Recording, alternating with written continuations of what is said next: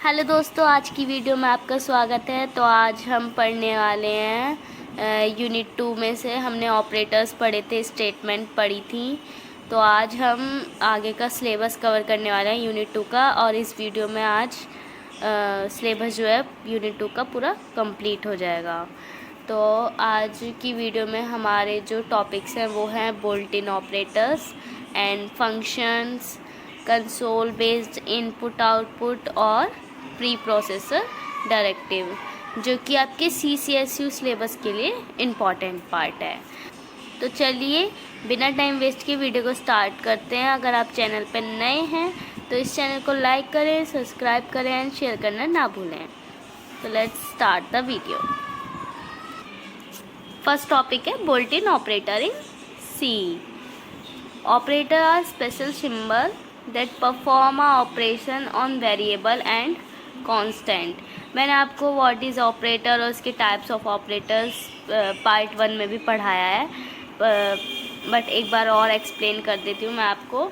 C language में operator वो symbol होते हैं जो किसी भी वेरिएबल या कांस्टेंट पर ऑपरेशन परफॉर्म करते हैं। और टाइप्स ऑफ ऑपरेटर्स मैंने आपको आप फर्स्ट वीडियो जाके देखिए, आपको अर्थमेटिक मैंने रिलेशनल लॉजिकल सारे मैंने उसके सिंबल्स यूज़ करे हैं वहाँ पे, और इनका मतलब भी बताया है।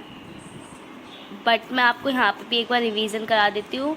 अर्थमेटिक होते हैं मैथ्स वाले, प्लस माइनस ये सब। रिलेशनल होते हैं कंपैरिजन के लिए।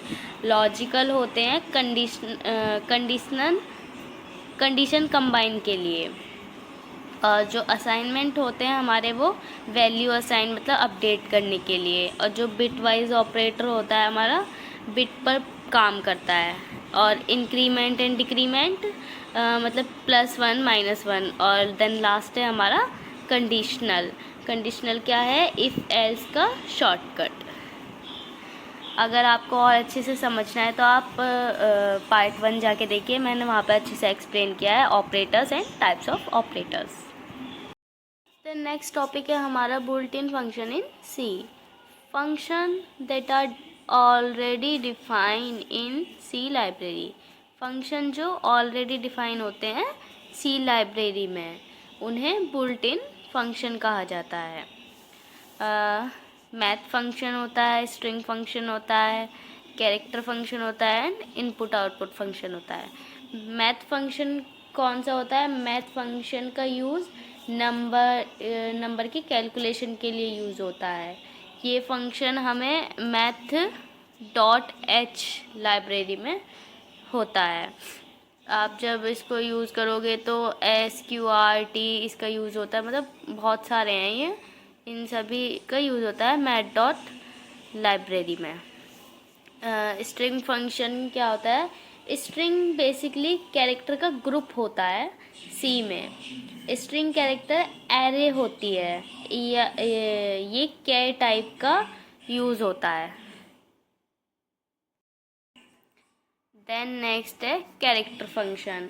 कैरेक्टर फंक्शन एक सिंगल लेटर या सिंबल होता है C में मतलब जो डाटा टाइप यूज़ होता है वो कैर नाम से यूज़ होता है। इनपुट आउटपुट फंक्शन C में डाटा इनपुट एंड आउटपुट के लिए फंक्शन यूज़ होते हैं, जैसे printf, scanf, get char, putchar, getch। Next है हमारा console based input output. C language uses console based input output. Input is taken from the keyboard. Input कहाँ से लिया जाता है? कीबोर्ड से। Output is display on the screen, means monitor. Output कहाँ display होता है? हमें स्क्रीन पर, मॉनिटर की स्क्रीन पर। मतलब है कि कीबोर्ड से इनपुट लेना है और स्क्रीन पर आउटपुट देना है। देन नेक्स्ट पॉइंट है हमारा इम्पॉर्टेंट बुल्ट इन इनपुट आउटपुट फंक्शन। बहुत सारे फंक्शन होते हैं, printf, scanf, getchar, putchar, getch। तो चलिए स्टार्ट करते हैं।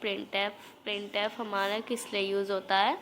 यूज़ टू डिस्प्ले आउटपुट दिखाने के लिए, ये इसका सिंटैक्स है। Scanf use to take input from user, user से इनपुट मांगता है। ये स्कैनफ हमारा किस लिए यूज़ होता है? इनपुट लेने के लिए। देन ये इसका सिंटैक्स है। गेट केयर read a single character from keyboard. गेट केयर एक कैरेक्टर लेने के लिए होता है, मतलब रीड करता है single character. Putchar display a single character on screen, ये दिखाता है, मीन्स एक कैरेक्टर प्रिंट कराने के लिए। पुट केयर किस लिए यूज होता है? एक कैरेक्टर प्रिंट कराने के लिए। देन 5th पॉइंट है हमारा get ch। Read a single character without echoing it on screen, often used to hold the console window unit a key is pressed। Then ये क्या करता है? ये की प्रेस होने का वेट करने के लिए है, बिना स्क्रीन पर दिखाए। मतलब यहाँ लिखा है ना, without echoing on the screen, ये की प्रेस होने का वेट करता है बिना स्क्रीन पर दिखाए। देन नेक्स्ट है हमारा concept of header files. Header file contain declaration of function, macros and constant. Header file में फंक्शन और मैक्रोज की डेफिनेशन होती है। अगर उन्हें प्रिंटफ यूज़ करना है तो मतलब stdio.h हेडर फाइल का यूज़ होता है। मीन्स हमें stdio.h हेडर फाइल इंक्लूड करनी पड़ती है। हर फंक्शन अपनी एक अलग हेडर फाइल होती है, हर फंक्शन की अपनी एक अलग हेडर फाइल होती है। तो ये सारी हमारी हेडर फाइल है, stdio.h, conio.h, string.h, math.h। मैंने अभी आपको बताया printf, scanf का यूज़, getch का, इसका string.h का, math.h का, ये इसकी हेडर फाइल है। Then next and last point है हमारा preprocessor directive. Hashtag include use to include header file into a program. किसी हेडर फाइल को प्रोग्राम में इंक्लूड करने के लिए हैशटैग इंक्लूड लगाना पड़ता है। जैसे हमें stdio.h का यूज़ करना है तो हमें हैशटैग इंक्लूड लगाना पड़ेगा। जैसे कि आपने देखा है, हम बुल्ट इन फंक्शन का यूज़ करते हैं, जैसे printf, scanf एक्सेट्रा, लेकिन ये फंक्शन डायरेक्टली सी के अंदर डिफाइन नहीं होते हैं, ये हेडर फाइल के अंदर स्टोर होते हैं। हेडर फाइल कौन सी हमारी? stdio.h। तो ये इसके अंदर मतलब होती तो बहुत सारी है, conio.h, string.h, math.h, लेकिन अलग अलग हेडर फाइल है। जो भी हेडर फाइल आप दोगे ये उसमें स्टोर होगी। अगर हमें उन फंक्शन को अपने प्रोग्राम में यूज़ करना है तो हमें उनकी हेडर फाइल की प्रोग्राम के स्टार्ट टाइम में इंक्लूड करना पड़ता है। मीन्स अगर हमें फंक्शन को अपने प्रोग्राम में जैसे यूज़ करना है तो हमें उसकी हेडर फाइल में, तो जैसे ये stdio.h हेडर फाइल है तो हमें इसको स्टार्टिंग में ही यूज़ करना पड़ेगा। इसी काम के लिए हम प्री प्रोसेसर डायरेक्टिव का यूज़ करते हैं। आई होप आपको ये समझ आया होगा हैशटैग इंक्लूड क्यों यूज़ करते हैं हम। देन नेक्स्ट है हमारा hashtag define, use to define constant of macros और मैक्रोज। ये किस लिए यूज़ होता है? कांस्टेंट या मैक्रो डिफाइन करने के लिए। कांस्टेंट क्या होता है? कांस्टेंट वैल्यू डिफाइन करना जिसकी वैल्यू चेंज नहीं होती है।